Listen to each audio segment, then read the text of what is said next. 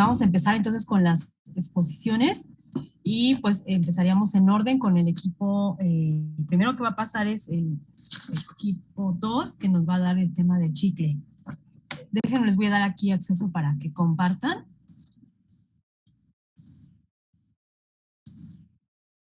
Listo, ¿eh? Sí, profesora. Voy.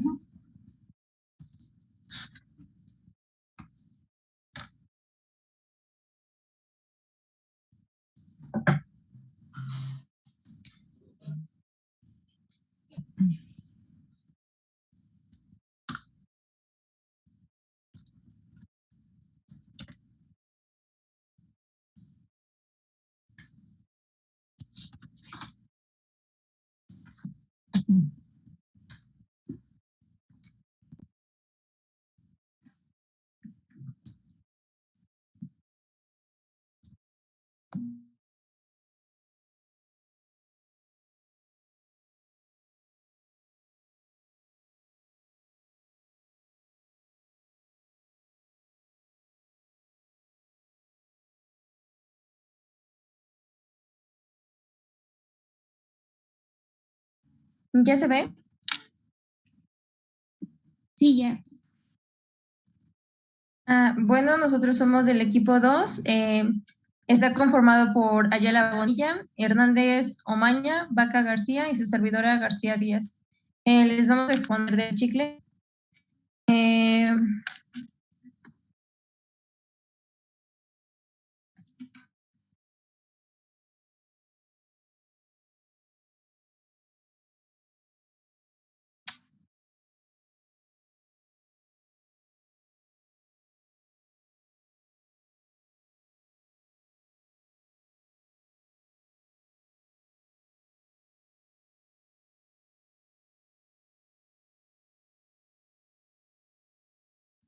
Como primer punto tenemos el origen del chicle.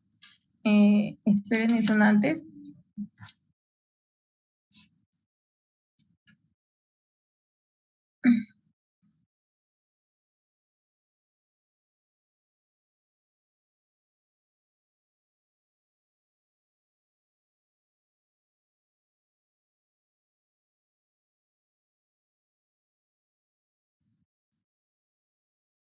Bueno, tenemos que el origen del chicle la historia nos indica que lo podíamos encontrar en el antiguo Egipto y en la antigua Grecia.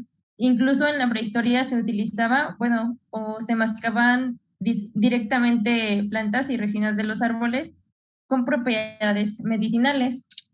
Sin embargo, el origen del chicle moderno,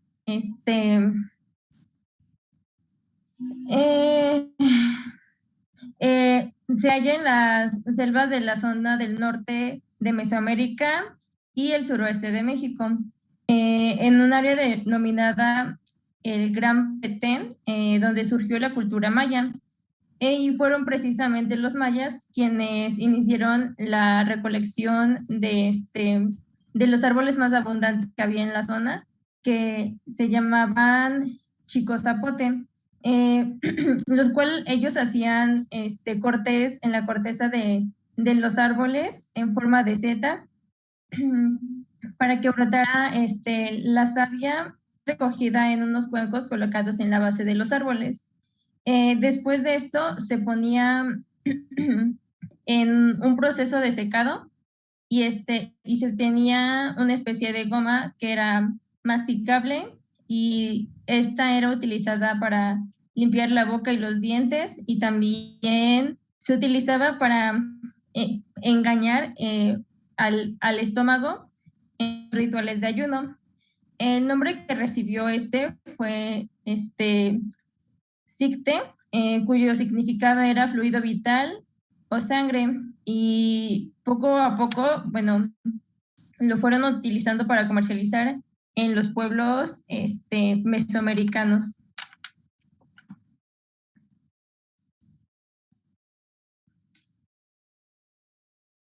Como definición, es una golosina generalmente en forma de pastilla o bola, elaborada a base de goma de mascar, edulcorada, aromatizada, que se mastica y no se traga. Ok.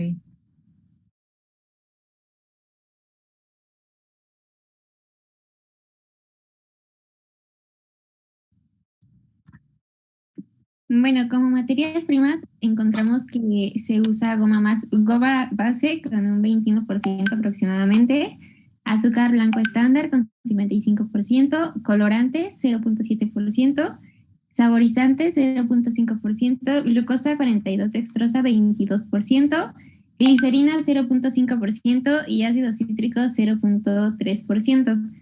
Eso nos daría un total de 100% al sumar las materias primas. La siguiente, por favor.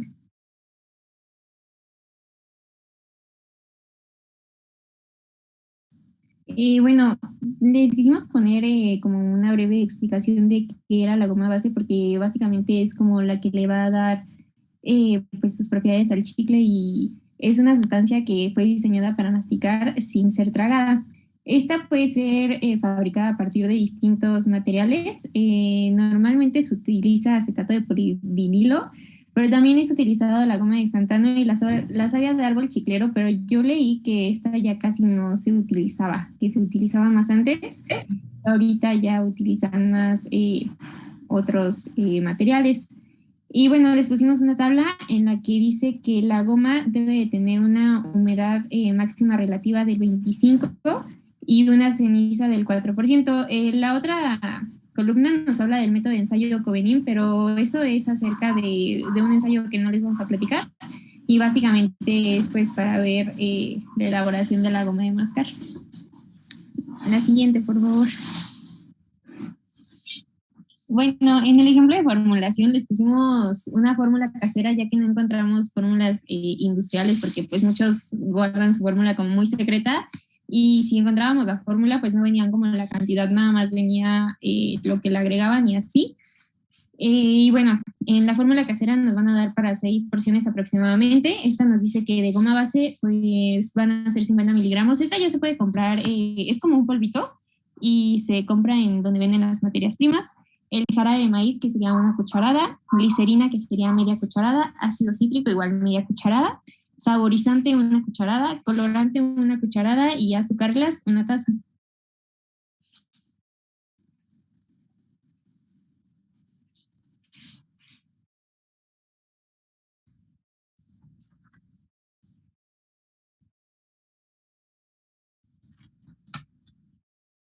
Bueno, ahora tenemos el diagrama del proceso, el cual se va a hacer, para empezar, vamos a tomar la base que se acaba de mencionar, la cual no va a tener un proceso previo. Esta es fundida en un mezclador de fondo a una temperatura aproximada de 115 grados Celsius, en un tiempo aproximado de 45 minutos. Una vez que es fundida, esta se va a transportar a un tanque de presión mediante una bomba con una fuerza de 3 kilogramos sobre centímetro.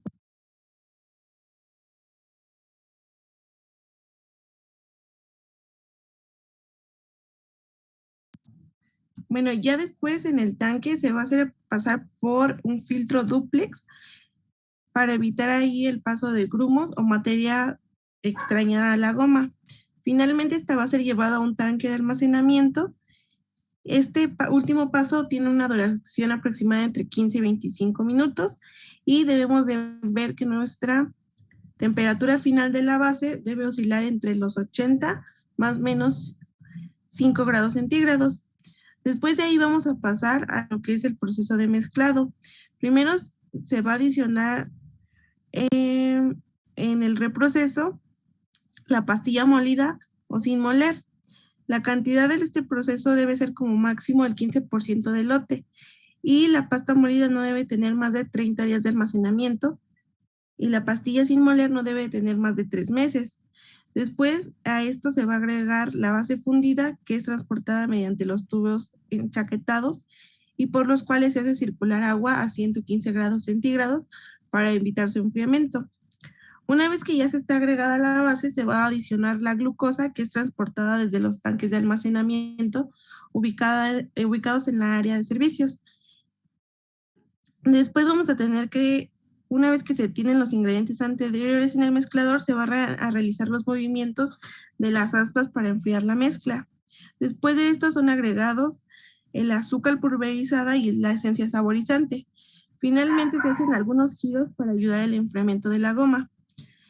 Ya que está lista la mezcla, que es llamada cocido, se vacía en los carros de transporte. Es necesario el uso de 2 carros para pasarlos del proceso de mezclado hacia el de laminado. Una vez que ya estamos aquí en nuestro proceso de laminado, la goma es procesada de la siguiente manera. Primero se va a hacer pasar por un pre-extruder, haciendo que su espesor disminuya. La goma que ya está pre-extruida es transportada mediante una banda hacia el túnel de enfriamiento y posteriormente es extruida por el extruder. Finalmente es pasada a través de los rodillos que se cuentan con diferentes espesores dándole la forma de lámina. Mientras esto sucede, se le va a adicionar una mezcla de almidón y azúcar para evitar que se pegue a los rodillos.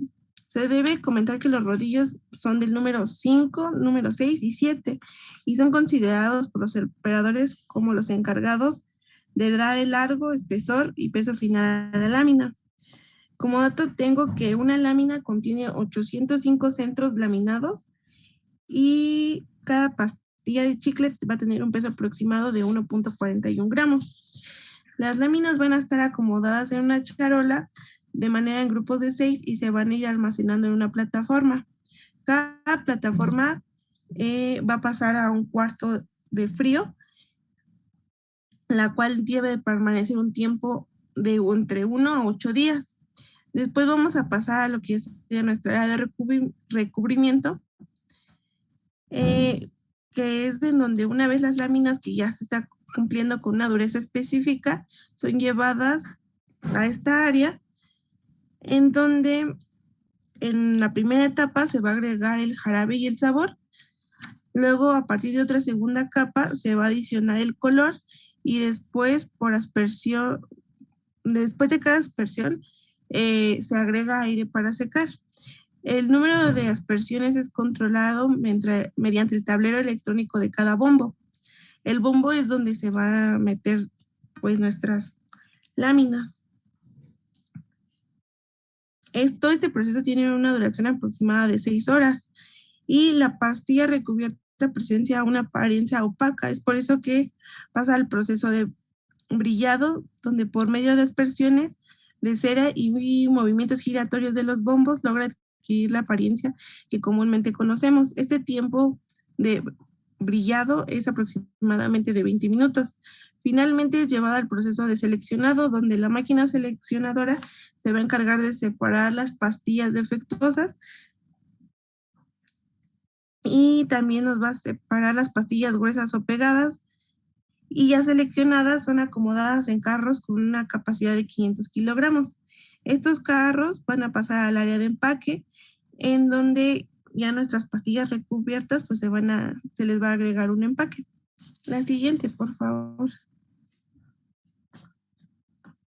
Bueno, nuestros parámetros de control en el caso del proceso de fundido es que la base debe estar a una temperatura aproximada de 115 grados centígrados.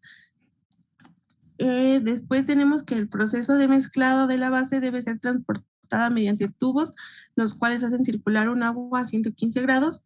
Y también que cuando se hace el mezclado de la goma, esta no debe exceder los 52 grados Celsius, evitando así la degradación del sabor. La siguiente.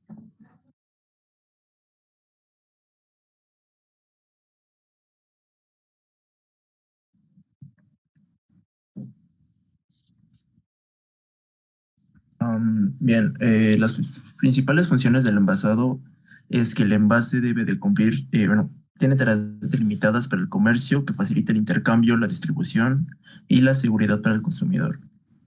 La función de los envases y empaques es proteger un producto durante su transportación y almacenamiento, siendo los principales objetivos la protección del producto contra alteraciones que puedan afectar sus características físicas, como la frescura, el sabor, color y textura. Además de que también sería la comodidad de almacenamiento y distribución, facilitando el control de inventarios, manipulación y transporte del mismo. Llevar la información necesaria sobre indicaciones de uso, ingredientes y composiciones del producto, además de una que sería la identidad. Puesto que, bueno, hay una ahorita del nombre de un autor que mencionaba que el empaque es tu producto, por lo cual cuando empezamos una marca de chicles, bueno, en mi caso, yo me imagino de las chicles Trident, debido a su empaque es puede decirse el más famoso, debido a que también el chicle es el dulce más consumido de México. Siguiente, por favor.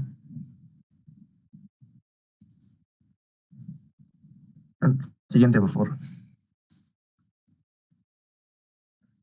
Bien, aquí puse unos ejemplos de los envases que se pueden presentar y las diferentes presentaciones de los chicles. Las primeras serían las láminas o tabletas o pastillas en envasado primario. También existen los multipaquetes en rollitos o bastoncillos. Siguiente, por favor.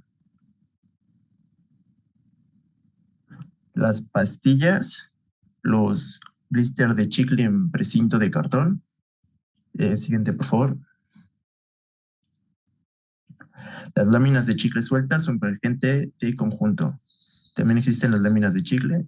Siguiente, por favor.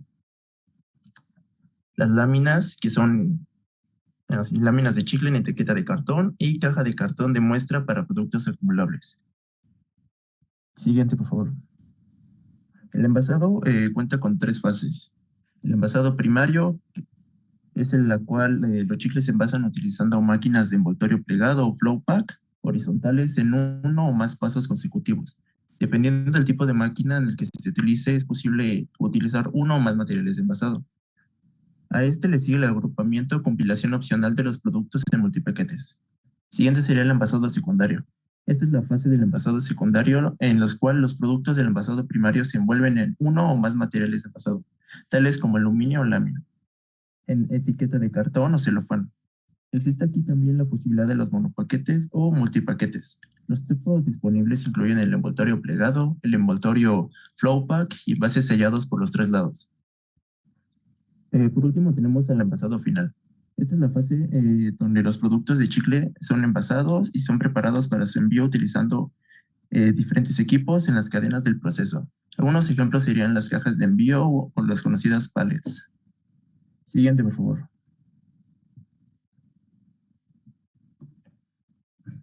Estas son las máquinas que se utilizan. Estas son las que puede encontrar. La primera sería la máquina de envoltorio plegado con cabezal, la GW05, las cuales nos proporcionan unas ventajas, que esta es flexible para multiplaquetes tradicionales y modernos y multiplaquetes de cartón. Su velocidad máxima de hasta 2.500 tiras por minuto con elevada eficiencia y un excelente envasado de tiras independientes con corte en zigzag correcto. Siguiente, por favor. Esta es una máquina de envoltorio de caja de plegado, la RMN Duo.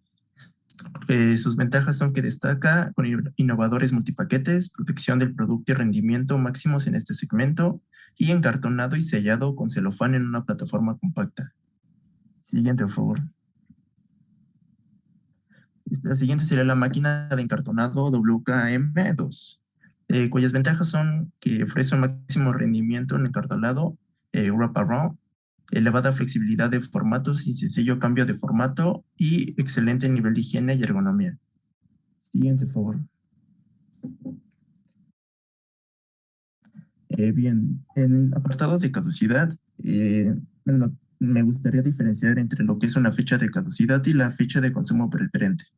La fecha de caducidad se aplica a todos los productos microbiológicamente muy parecidos como la leche, yogurt, carnes y productos envasados al vacío, que puedan suponer un peligro para la salud después de un corto periodo de vida.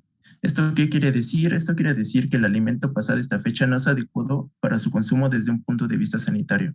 La fecha de caducidad implica que una vez rebasada la fecha impresa en el producto, esta podría causar daños en nuestra salud. En cambio, la fecha de consumo preferente indica que pasada esta fecha el producto ya no ofrecerá la plena calidad que debería ofrecer.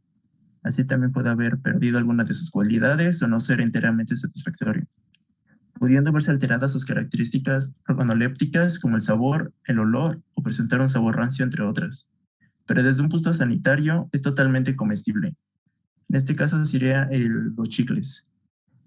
También serían algunos ejemplos como las legumbres, cereales, pastas, aceite y todos aquellos productos esterilizados. Si bien los chicles los podemos consumir cuando queramos, ya que estos no caducan, pueden quedarse duros si llevan mucho tiempo abiertos y perder el sabor, pero no nos produciría ningún efecto perjudicial en la salud. Siguiente, por favor. Ese es un ejemplo de lo que estaba mencionando anteriormente, la fecha de consumo preferente. Siguiente, por favor. Esa sería nuestra bibliografía.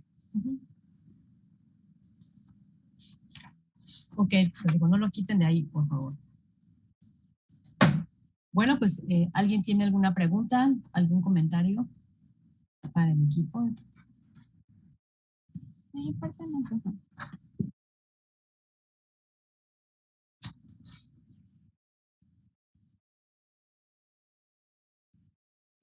Bueno, pues les voy a hacer algunos comentarios. Es cierto, como dijeron sus compañeros, a los chicles que actualmente comemos, pues no están compuestos de la savia del árbol. La realidad es que pues ya son gomas artificiales. Son gomas artificiales que, bueno, yo la verdad fíjense que ahorita que los escucho ustedes, chicos, no había, bueno, pienso que todavía es difícil conseguir esta goma base porque hubo algunos proyectos en desarrollo donde querían hacer chicle, pero les decía, bueno, el problema es conseguir la goma base. Solamente hace como, no sé si 2 años, un equipo consiguió la base de goma para los chicles y por eso pudo hacer su proyecto, pero realmente sí considero que todavía es difícil de conseguir esta goma base. Fíjense, eso que es artificial, entonces sí, siento que es difícil, a no ser. ¿Ustedes tienen dato de algún lugar donde se pueda conseguir?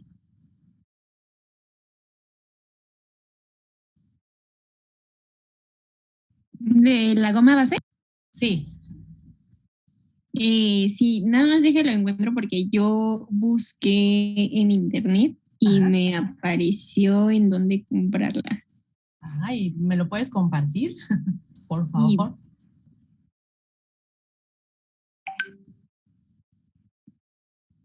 Bueno, me apareció una que es bueno, me apareció en Mercado Libre, pero me dice que, a ver, Así, bueno, si es Mercado Libre la, sí te lo consigue, nada más que el costo no lo sé, pero si quisiéramos ir a alguna tienda o algo, ¿no hay? no, a mí me parecen como puras en línea, por ejemplo, me parece la goma Santana, es con X, se dice Ajá.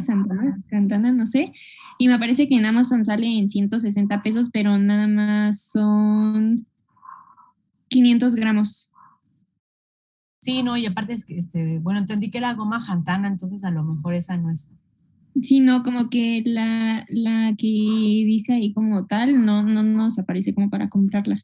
Ok, sí, no, creo que no. Bueno, yo considero que sí es difícil, pues bueno, Mercado Libre sí te consigue todo lo que quieras, ¿no? Es que bueno, ahí el costo de enviártelo, bueno, dice ya, sale un poquito caro. Bueno, me apareció una, le voy a mandar el link por el chat. Sí, No sé si se pueda, como que me aparece que dice que es goma base para el chicle, entonces se la voy a enviar. ok, por favor, y aquí ya lo reviso. Muchas gracias. Y Y no. les quiero preguntar algo. Ahí donde estaba precisamente, bueno, no sé, era un esquema, decía Covenin. ¿A qué se refería eso? Yo ya no entendí. Sí, gracias, Micha. Si se regresan ahí en la diapositiva, era como una tabla al principio. ¿A qué se refería ese? No, no supe, no entendí, pues. Casi al principio. Ya, bueno, es que lo encontramos en una tesis, bueno, lo encontré en un PDF de una tesis que hicieron para la elaboración de chicle, pero decía que era un estudio que ellos habían hecho para ver la humedad del chicle, nada más que yo tampoco lo entendí muy bien porque está como medio complicado, pero tomamos la tabla para ver la humedad relativa que pedía, bueno, que pide como la base del chicle. Ajá. Bueno, entonces era como una marca, ¿no? Algún comercial. ¿Cierto? Sí, es más de la persona que hizo como el ensayo.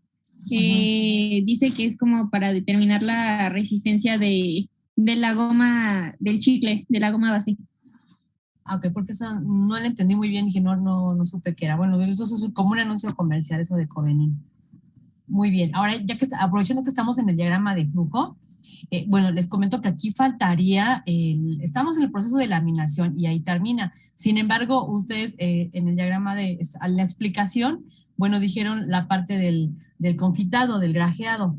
Entonces, eso porque simplemente la mayoría de los chicles que consumimos, la verdad es que sí, la gran mayoría que se venden son confitados. Entonces, sí vi que ustedes mencionaron el confitado, el grajeado con azúcar.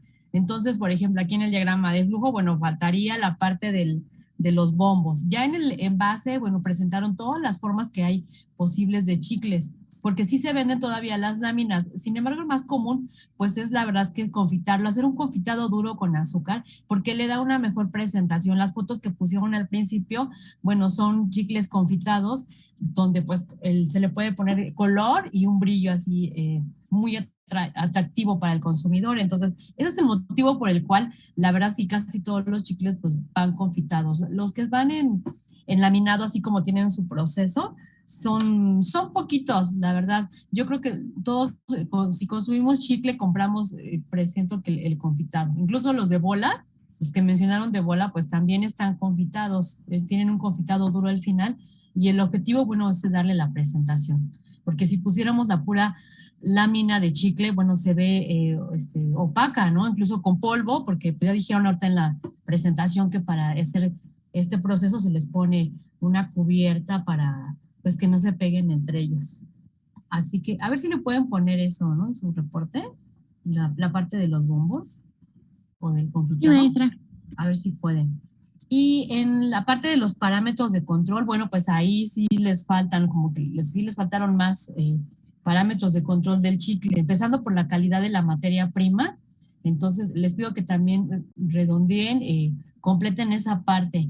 Y obviamente, pues cosas del proceso, porque en el proceso, bueno, va a haber puntos importantes como cuál, pues, de acuerdo a lo que ustedes dijeron, la parte de fundir la goma base y mezclarla con los ingredientes, ¿no? Entonces esa va a ser una parte importante. Realmente lo único que hacemos en el chicle pues es mezclar todos los ingredientes y digamos que ya la parte donde lo transformamos es exactamente donde hacemos la extrusión para poder lograr ya sea la lámina que mencionan aquí ustedes o a lo mejor para hacer las bolas, ¿no?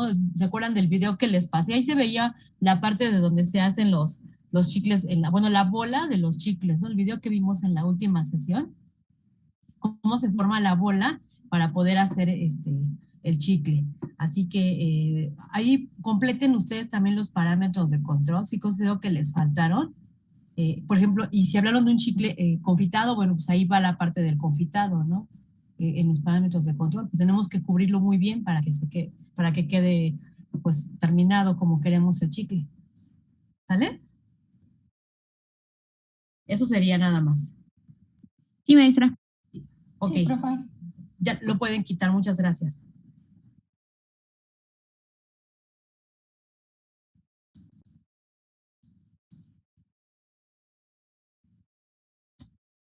Muy bien. Entonces vamos ahora con turrón, el equipo 5. Pero yo encontré una información de goma base. No te alcancé a escuchar, Treque. Le comento que encontré información de goma base. Ok. ¿Nos puedes Dice que compartir? sí, que cuesta de $2 a $5 el kilogramo, pero lo menos que venden son 33 kilogramos, entonces pues serían Sí, como $70 por orden. exacto. Sí, es mucho, no. No, pero muchas gracias. Sí, por eso les digo que es difícil. Bueno, esa parte yo, así como lo dijeron ahorita, no, por lo menos yo no estoy enterada. Gracias, Treque. Gracias. A ver, entonces, aquí ya pueden compartir No, ¿de su qué? presentación. Sí.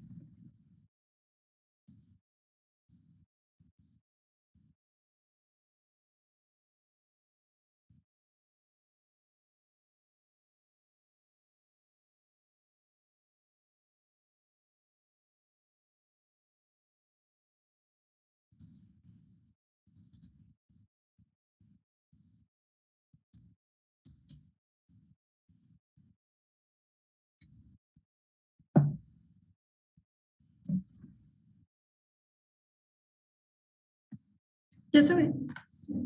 Sí. Bueno, nosotros somos el equipo 5 y vamos a hablar sobre el turno.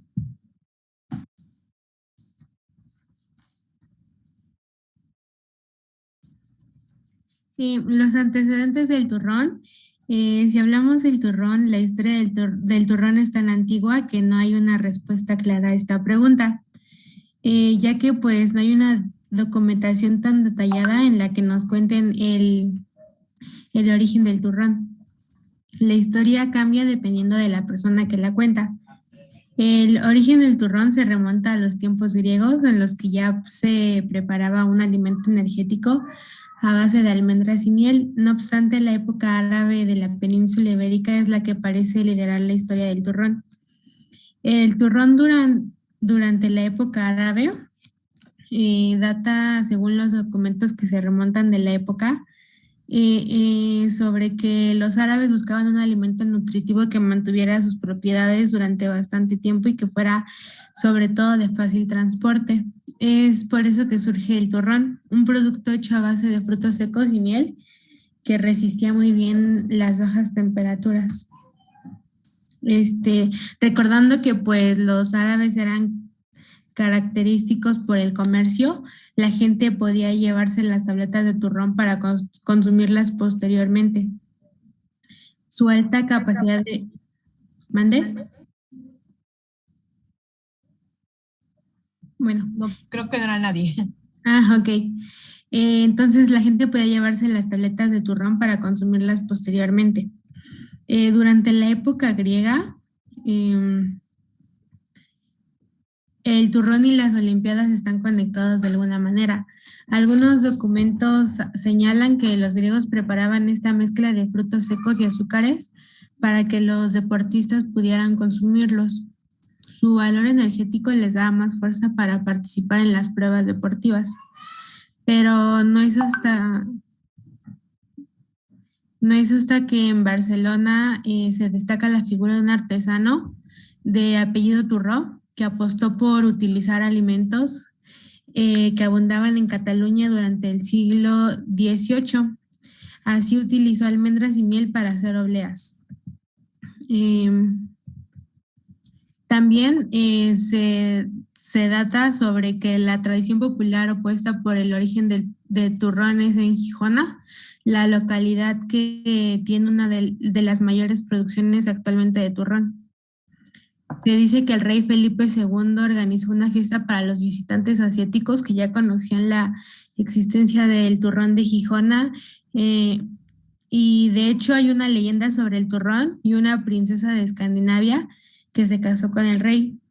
Para evitar que estuviera triste, el rey plantó miles de almendros en Gijona, logrando que su florecimiento alegrara a la princesa. Y pues desde ese momento, los habitantes de Gijona recolectaban estas almendras y comenzaron a hacer los primeros turrones de España.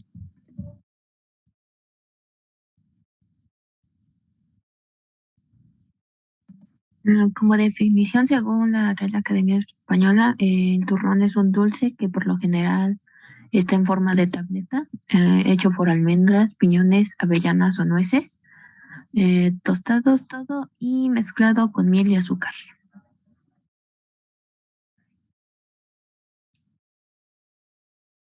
Como materias primas para su elaboración está el azúcar, que proporciona un sabor dulce, la miel, que le aportará un sabor y hará que amalgame mejor, almendras y clara de huevo, que blanquea el caramelo, le da textura y volumen, aglutina todos los ingredientes del turrón y también evita que se formen cristales de azúcar.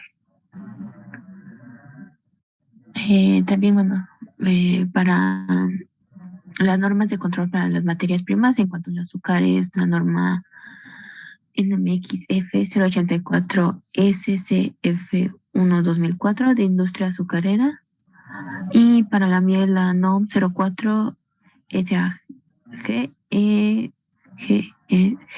2018 de producción de miel y especificaciones, y para La clara de huevo sería la NOM 159 SSA1 de 2016 para productos y servicios, huevo y sus productos y disposiciones y especificaciones sanitarias. Para la formulación, encontré que los que más usan es el turrón de Gijona y como ingredientes tiene almendra molida 300 gramos, miel clara 200 gramos, azúcar 50 gramos, canela molida que puede ser opcional 2 gramos, ralladura de limón que también es opcional, sal 1 gramo y clara de huevo pasteurizada 30 gramos. Para el turrón de almendra duro, los ingredientes son 250 gramos de almendra cruda marcona, 150 gramos de miel, 150 gramos de azúcar y una clara de huevo.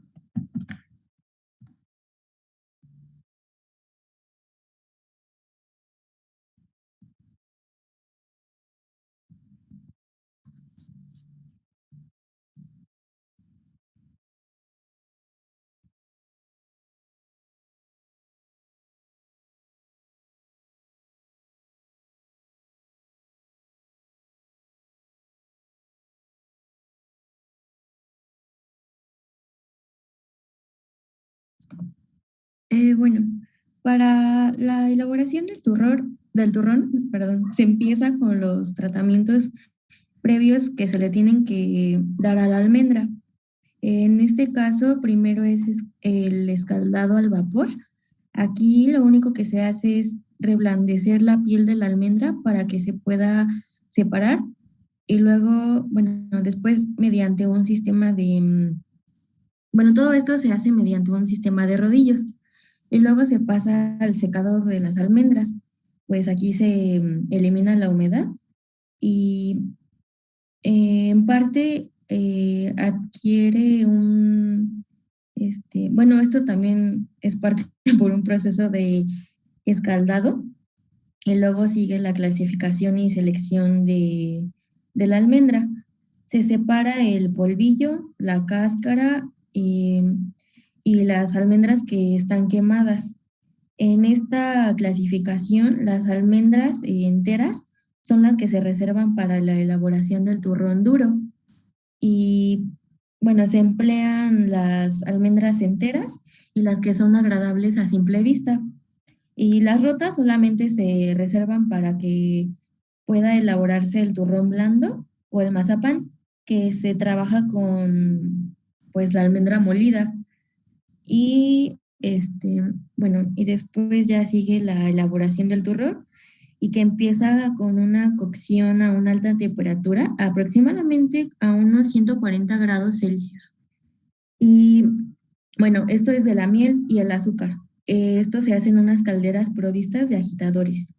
Entonces, cuando se alcanza el punto deseado, se añade la almendra y la albumina y se continúa con la mezcla. Todo esto es en la mezcla caliente. Y luego, bueno, después se pasa al moldeado junto con la adición previa del resto de los ingredientes. Bueno, el turrón se solidifica rápidamente y lo último que se hace solamente es empaquetar y almacenar. Bueno, para mejorar la calidad del turrón, al controlar el proceso de degradación, el proceso de degradación de los ácidos grasos y su relación con los parámetros sensoriales y su calidad. Entonces, esto permitirá, a su vez, reducir la restitución del producto no conforme y el desperdicio del producto.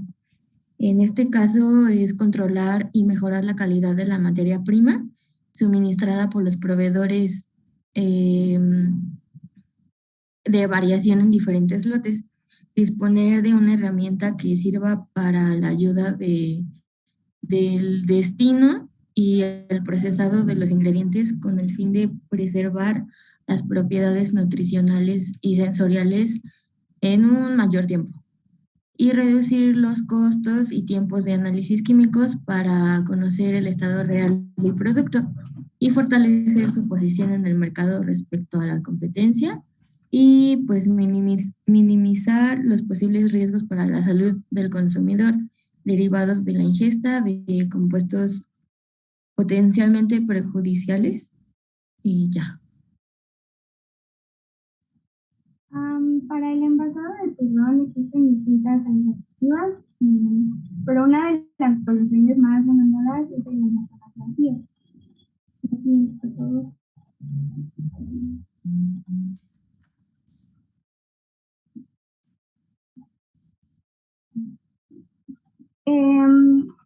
Bueno, para el Flowpack, con vacío se utiliza una máquina Flowpack que confecciona el envase.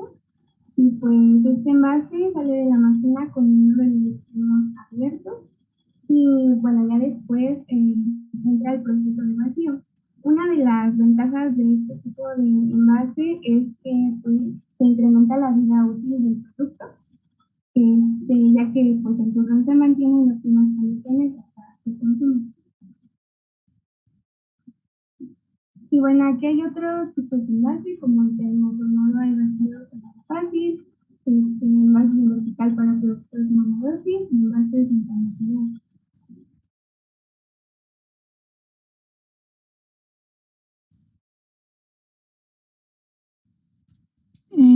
Bueno, tenemos que la vida útil del turrón depende mucho del tipo o de la variedad de que sea, pero suele durar entre 15 y 18 meses tras su fabricación. Esto es debido al alto contenido en aceites que proceden de los frutos secos con los que se fabrica el turrón, así como el alto contenido de azúcares.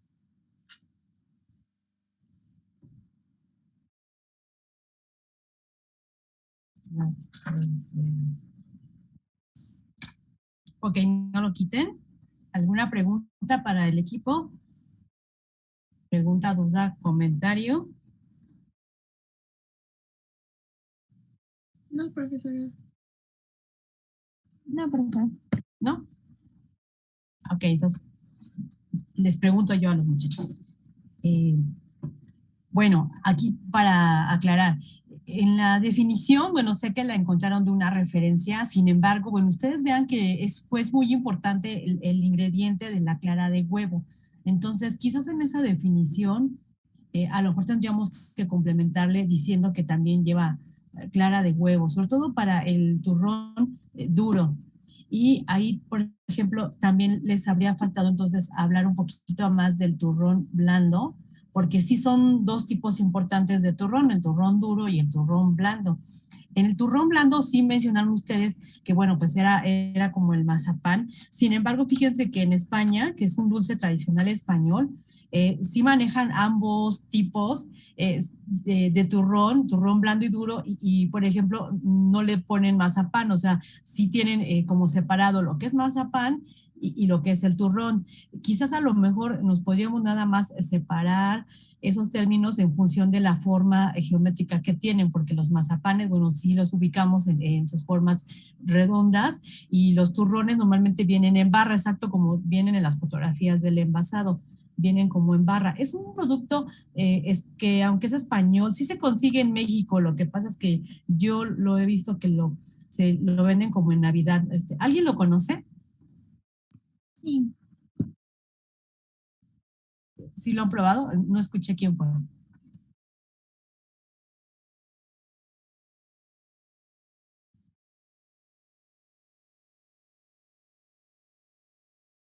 ¿Quién contestó? ¿Sí lo conocen?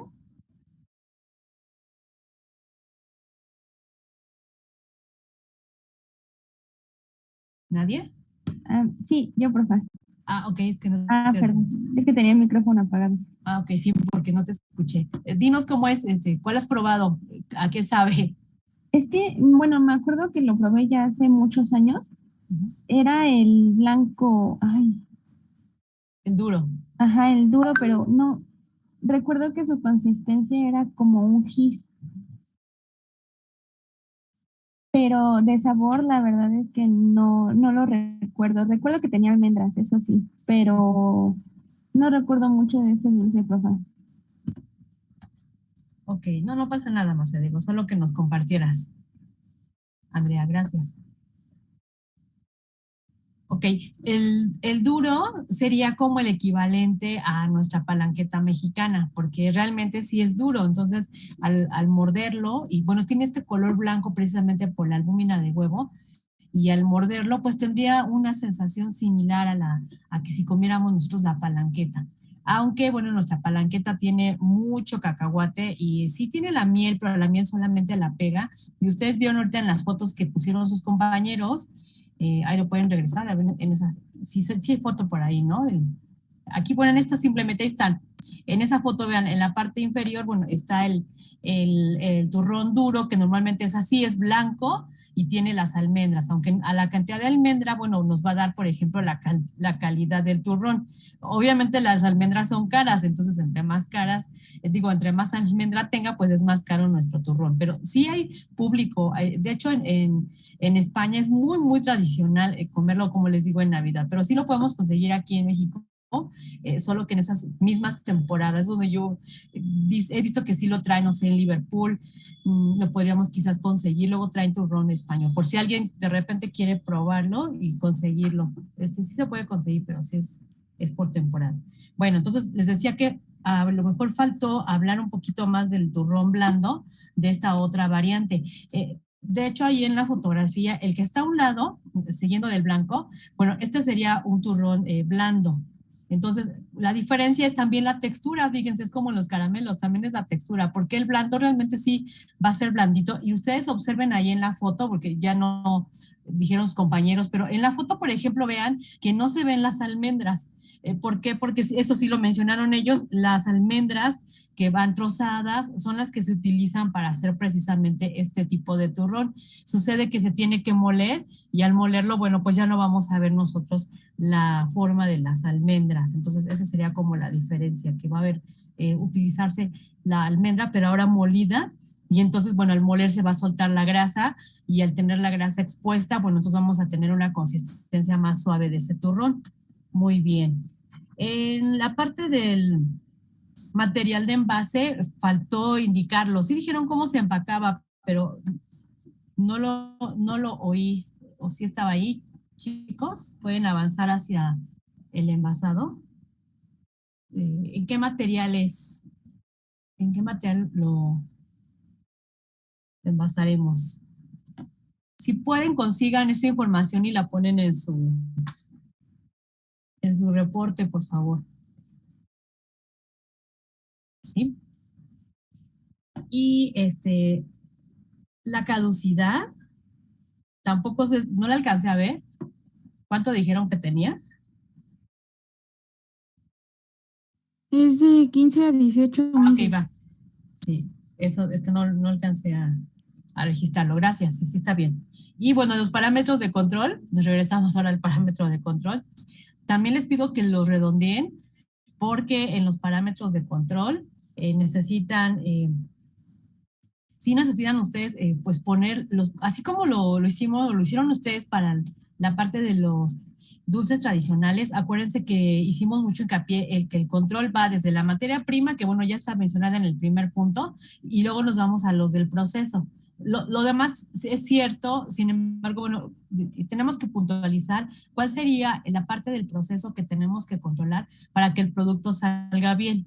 Entonces, por ejemplo, ahí no está mencionado, creo, en el diagrama de flujo, pero cuando tenemos albúmina de huevo, normalmente se requiere un batido para poder nosotros hacer que la albúmina de huevo se haga espuma y que aparte se haga del color blanco, porque si ustedes ven la albúmina de huevo, vamos a tener nuestro color clarito, pero no va a ser el blanco que se ve en ese producto del turrón duro. Entonces, les pido que también ahí redondeen sus parámetros de control.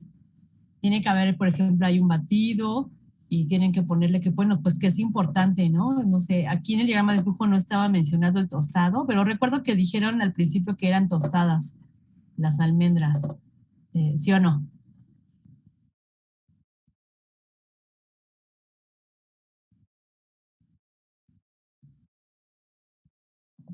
Sí, profesora. Sí, yo como que entendí que están tostadas. Por ejemplo, si va ese proceso, también tiene que ir mencionado en su diagrama del flujo. Muy bien, pues completar, muchachos, completar ahí.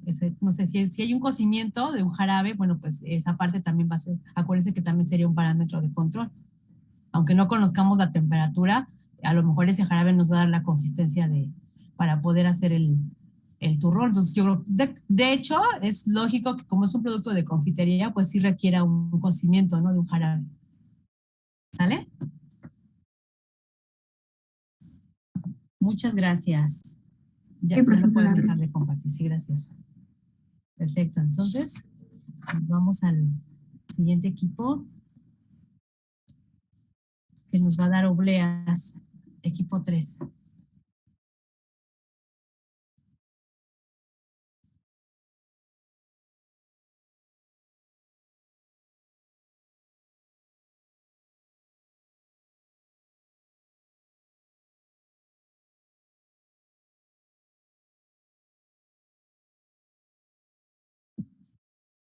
¿Ya se ve bien? Sí. Okay, bueno. Nosotros les vamos a explicar acerca del artículo sobre la elaboración de una oblea probiótica a partir del suero de cabra fermentado utilizando Lactobacillus acidophilus o Bifidobacterium infantis. Somos el equipo 3, estamos conformados por Jesús Santiago Padilla, Eduardo Pérez, Lorena Piña, Jesús Daniel Treque y su servidora Andrea Peñalosa. Bueno, primeramente, ¿qué es una oblea? Aquí en México, una oblea es una hoja elaborada de harina de trigo y agua y puede incluir también las semillas que pueden ser de calabaza y tiene miel. Un producto probiótico son alimentos o suplementos que contienen los microorganismos vivos destinados a mantener o mejorar el metabolismo normal del cuerpo.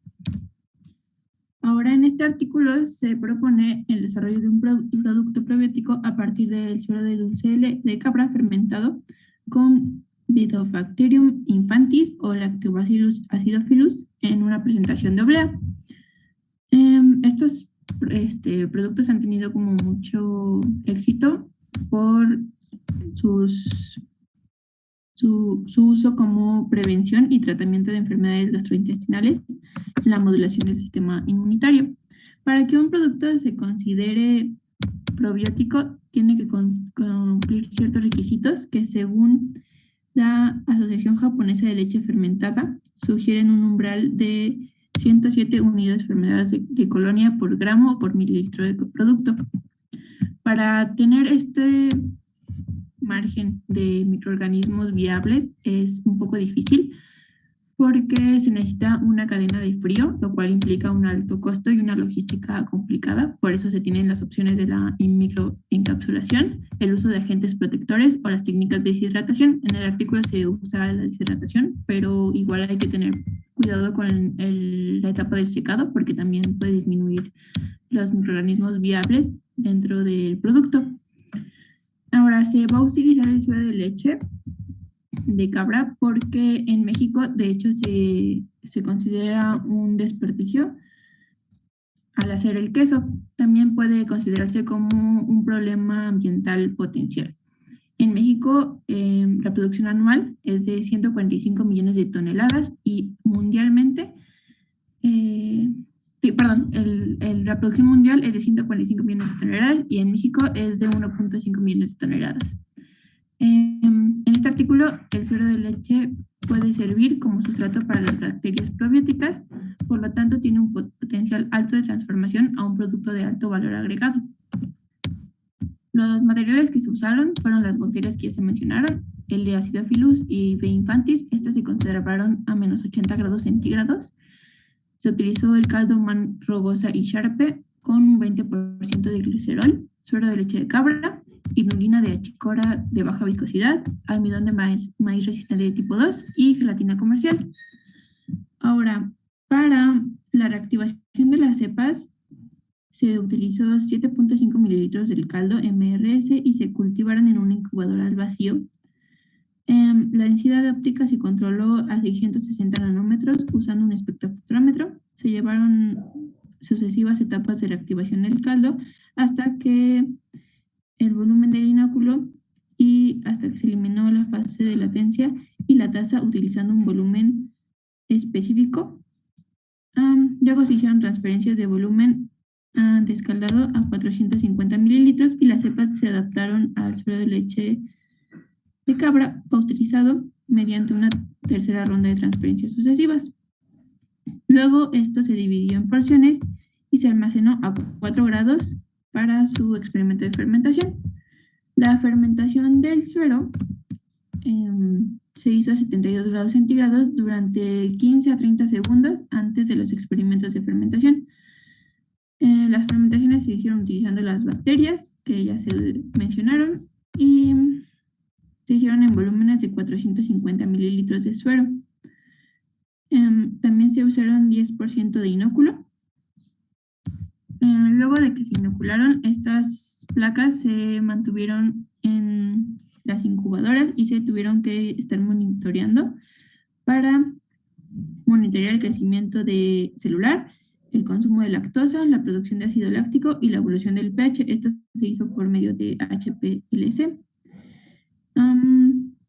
Bueno, esto se mantuvo en las mismas condiciones de la reactivación de las cepas y de esto se pudieron construir las líneas de crecimiento.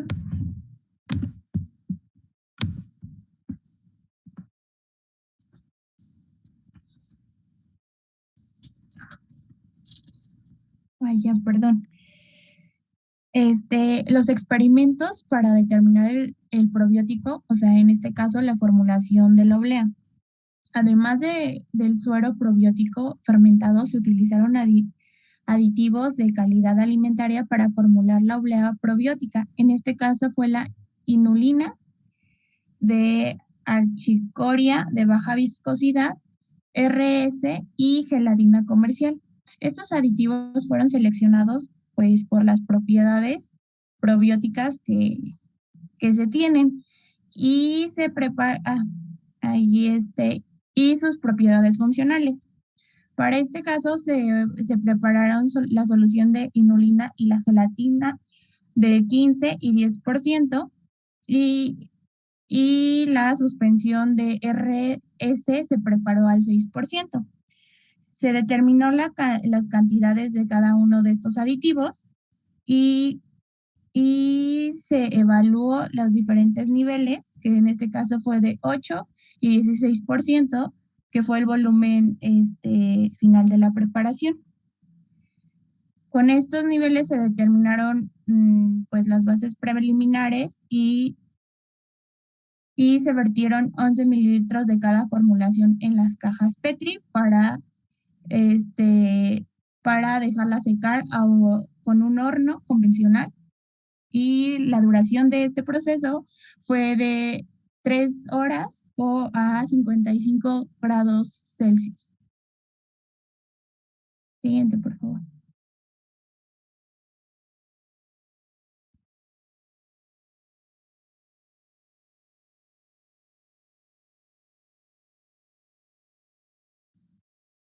Para la elaboración de las obleas con probiótico, el proceso de la obtención de las obleas fue fermentar el suero con las cepas probióticas y formularlo con carbohidratos probióticos. En este caso fue la inulina, la RC y la gelatina. Esta preparación se vertió en una bandeja y se horneó recubierta de polietileno y se almacenó se almacenó a 4 grados centígrados durante 1 hora y luego se secó en un horno convencional.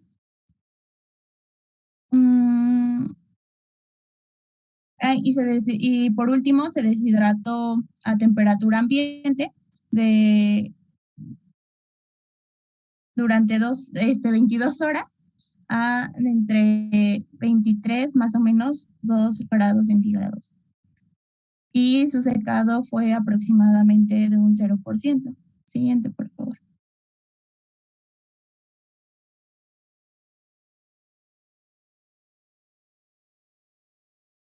se evaluaron a 3 temperaturas, en este caso 40, 55 y 70 grados Celsius. Y en cuanto a la viabilidad de los microorganismos después del secado, se realizaron reencuentro de placa. Se utilizaron recuento de placa y las mismas condiciones de incubación que la fermentación para ver si en el producto contenía bacterias que sobrevivieron en el secado. Y pues se evaluó que al final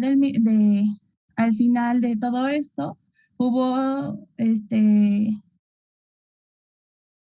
un 0%, También se evaluó la viabilidad de los microorganismos para el producto final y se evaluó que había un 0% de humedad relativa. Siguiente, por favor.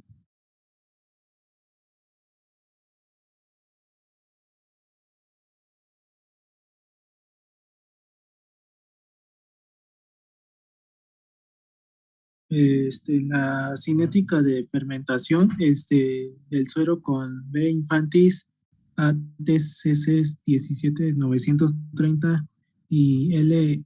acidophilus ATCC 521, no se observó una fase de retraso en las curvas de crecimiento celular, lo que sugiere que las cepas se adaptaron eficazmente en el suero. En todos los experimentos de fermentación, las concentraciones iniciales de B. infantis y L. acidophilus se establecieron entre 7.5 y 7.6 UFC sobre mililitros. Las concentraciones de bacterias aumentaron en orden de magnitud después de la primera hora de fermentación, alcanzando unas concentraciones entre 8.75 y 8.71 UFC sobre mililitros. Para B. infantis mostró un crecimiento exponencial durante las primeras 4 horas de fermentación y alcanzó, creo que quitaron la presentación. Se salió, a ver, esperamos a que la pongan otra vez.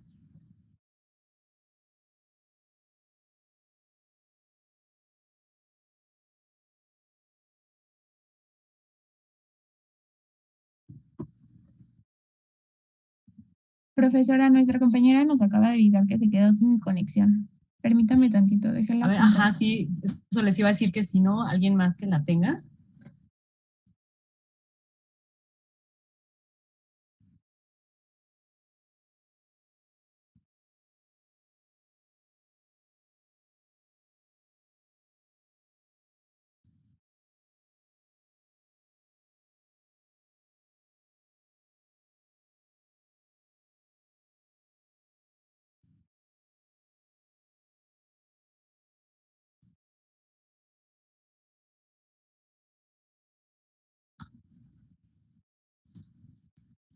No se ve, ¿verdad?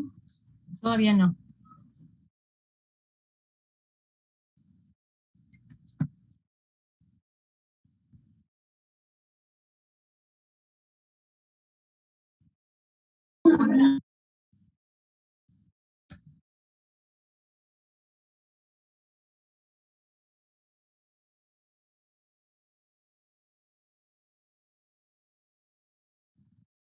¿Quieres que presente Lore?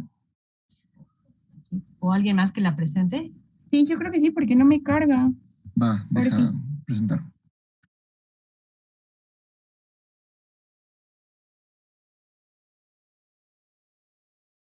Pero ¿cómo me salgo? Ya no me acuerdo. Si tienes que... ¿Ya pueden verla? No, es que hay que quitar primero la... okay. Yo la tengo que quitar. Sí, vale, primero vale. la tiene que quitar tu compañera. ¿Cómo se quita, profe? Es que no me acuerdo. Dice dejar de compartir, ¿no? Ajá, dice dejar de compartir. No me sale. Si no ¿cómo me puedo salir de la sesión? Ajá, o sal de la sesión. A ver, Lorena, deja ver si te puedo quitar. Sí, profesora, ¿por qué no? Pero antes nada más le quitaba y ya. Espérame.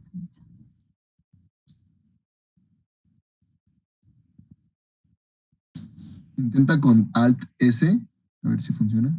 Voy. Ya, gracias. Sí, porque tampoco te lo podía quitar. Ok. A ver. ¿Ahora sí ya pueden verla? Ya. Sí. Vale. A ver. Listo, brother. Ya está cargando. Listo. Gracias. La bacteria B. infantis mostró un crecimiento exponencial durante las primeras 4 horas de fermentación y alcanzó la fase estacionaria entre la 4ª y la 8ª hora.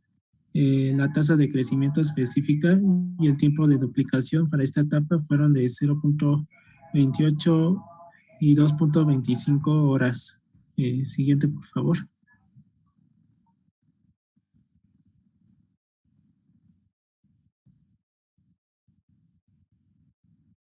Permíteme que no puedo cambiarla. ¿Ya se pudo? ¿Ya, verdad? Ya. Bueno, aquí se presentan las gráficas de los experimentos de... Ya la quité, disculpa. Va como con retraso esta cosa. Sí, va como con retraso esto. Ya tampoco puedo verla, no. Me pasa igual. Listo, a ver, ya está. ¿Ya está la primera?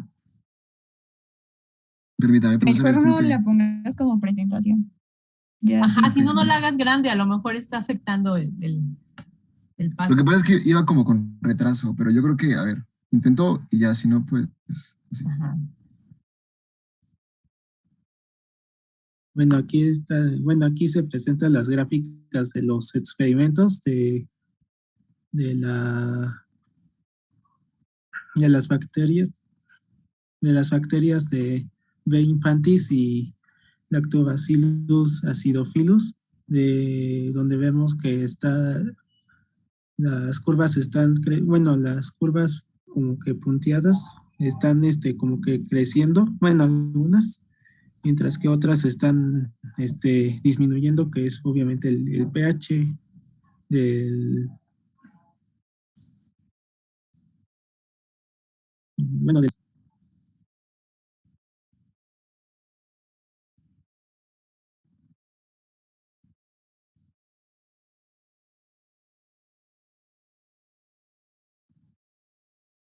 Así, siguiente, por favor.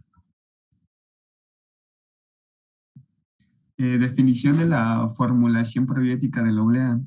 De acuerdo a la información derivada del análisis sensorial que se hizo de los 8 productos resultantes del segundo diseño experimental, se utilizaron las siguientes características de calidad seleccionadas para elegir la mejor formulación en términos de homogeneidad, formación de película y de suavidad.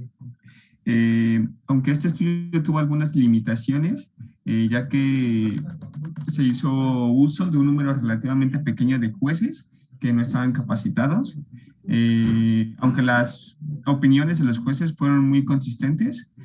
Por ejemplo, todos los jueces seleccionaron la misma formulación que definieron como la mejor, y asimismo, en el atributo de homogeneidad, la mayoría de los jueces evaluaron la misma formulación como la peor. Siguiente, por favor. Que se puede ver aquí es el diagrama.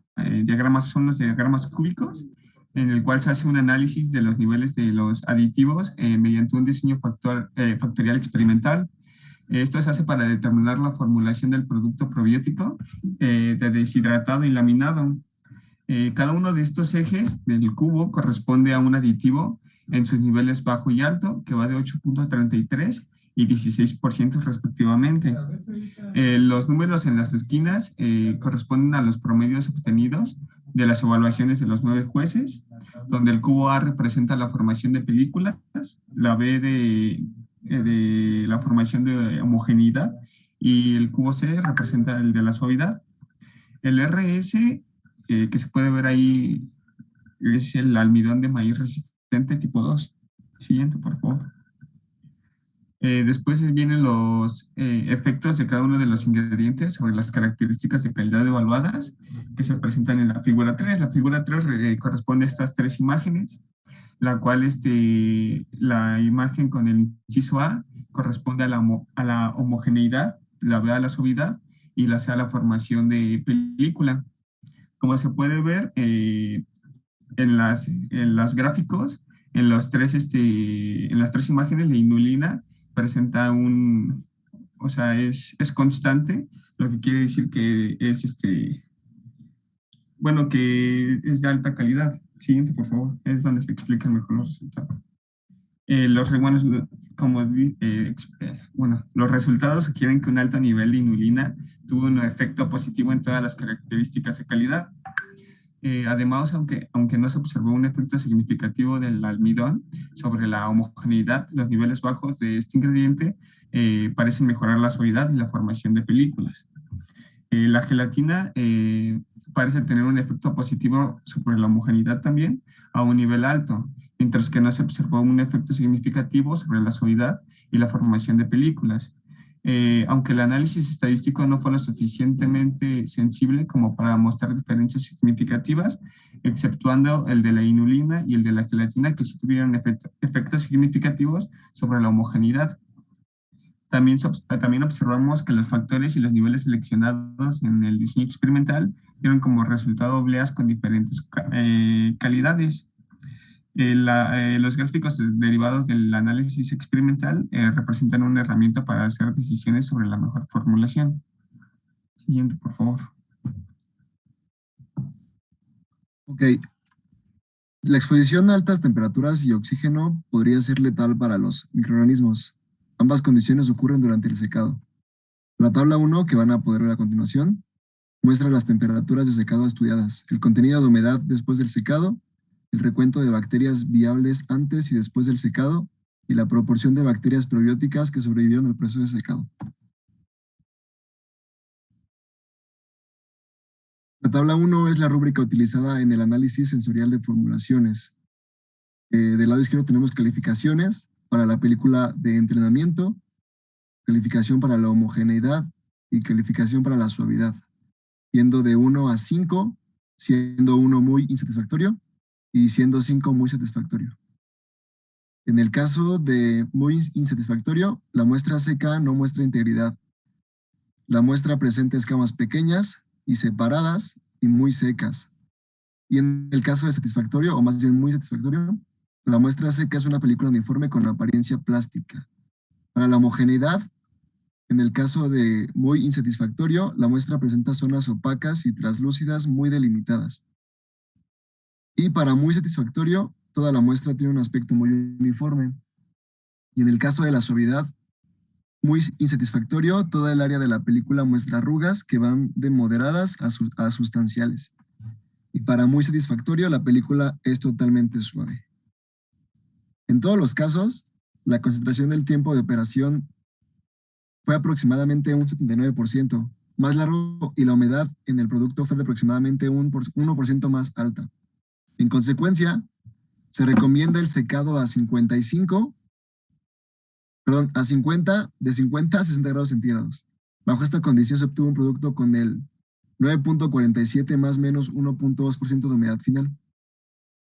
Fue necesario un paso final de deshidratación para disminuir el contenido de humedad de 9.47% a 3.5%, para así obtener un producto laminado seco y crujiente, como es una oblea, que todos conocemos. Esta tabla 2 nos muestra los resultados de concentración de bacterias viables antes y después del proceso de deshidratación. Para B, aquí el traductor nos jugó una pasada. Sería B infantus, una temperatura de secado de 35 a 45 grados, con un tiempo de secado en horas de 4.75 más menos 0.72, nos da una humedad después del secado un porcentaje de 10.46 y antes del secado 9.69. Y bueno, así salen todas como los datos, están aquí tabulados. Y entonces la concentración de células viables disminuyó un 0.7% y un 8.3% para B infantis y L acidophilus respectivamente. Estudios futuros deberían determinar la vida útil de la oblea probiótica, es decir, la concentración de bacterias viables en función del tiempo en diferentes condiciones de almacenamiento. Y la supervivencia inesperadamente alta de B. infantis y L. acidophilus, incluso a la temperatura de secado más alta estudiada, que fue 75 grados centígrados, sugiere que algunos de los ingredientes utilizados en la formulación pueden actuar como protectores para las bacterias probióticas, como encapsulantes, por así decirlo. Y bueno, las conclusiones, la mejor formulación, según las características de calidad probadas, consistió en 58.33% volumen de suero fermentado, 8.33% volumen de dispersión de almidón resistente al 6% peso volumen, 16.66% volumen de solución de inulina al 15% de peso volumen, 16.66% volumen de una solución de gelatina al 10% peso volumen. Y también el secado a 52 grados centígrados más menos 2 durante 2.66 horas permitió concentraciones de bacterias probióticas superiores a 9 logaritmo 10 unidades formadoras de colonias por gramo, que está por encima de la concentración mínima requerida en un producto probiótico. Por lo tanto, se concluye que es un producto viable y con una puerta muy grande de oportunidad en el mercado debido a su excelente modo de presentación y sus grandes beneficios para la salud. Esta fue nuestra referencia, es un, ¿cómo se podría decir? Un artículo de toda esta información. Ok, gracias. No la quiten. A ver, ¿preguntas o comentarios?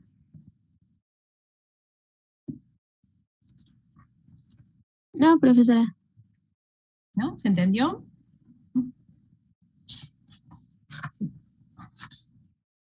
Bueno, pues nada más comentarles que me gusta mucho este ejemplo, gracias a los del equipo por exponerlo, y creo que sí fue muy clara lo que nos estuvieron explicando. Y bueno, vean, esta es una aplicación, muchachos, de específicamente en este producto de confitería que son las obleas, donde vamos a poner probióticos.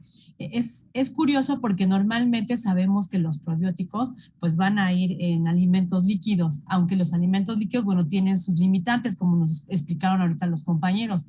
De ahí el interés de hacer un probiótico que esté hecha en un producto sólido. Entonces aquí miren, estos investigadores del Tecnológico de Monterrey pues seleccionaron una oblea, o sea, un producto tradicional mexicano para hacer esta aplicación de las bacterias probióticas y poder ver si se pueden aplicar en este alimento sólido y que, bueno, que aparte del alimento sólido sea agradable al consumidor. Entonces, vean, está muy completo porque incluye, bueno, incluso vieron la curva de crecimiento que nos presentaron ellos, donde pues van analizando estas cepas que sí se adaptaron a crecer en el suero, que sí lo hicieron bien y que luego, bueno, estamos viendo que en las formulaciones, en la evaluación sensorial también aceptaron los jueces cómo estaba hecha la oblea y que, bueno, finalmente, aunque tuvieron que deshidratar bastante porque pues teníamos que lograr la consistencia del producto elaborado. ¿Cómo es la consistencia de una oblea? Bueno, como dijeron en el artículo, tiene que ser crujiente la oblea porque esa es la parte sensorial que agrada al público. Y entonces, haciendo esta deshidratación, bueno, ellos encontraron que sí, aún así deshidratando para que tuviéramos sensorialmente la característica de la oblea, bueno, todavía sobrevivían las bacterias. Entonces, esta parte es muy interesante, pues, porque es un producto, fíjense, es un producto probiótico, pero es un alimento sólido y aparte es un producto de confitería. Entonces, pues, ahí les tenía apuntada que era RS, pero ya después, más adelante, ya lo aclararon con más calma.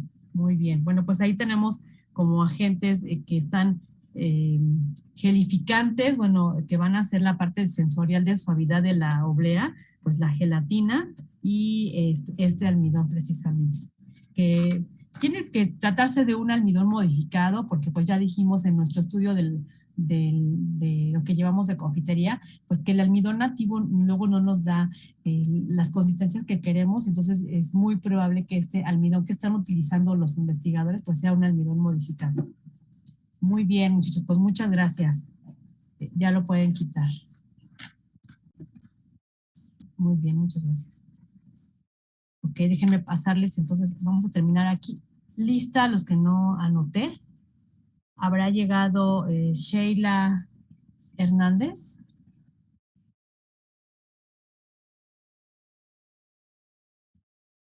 Dulce Areli Mancera.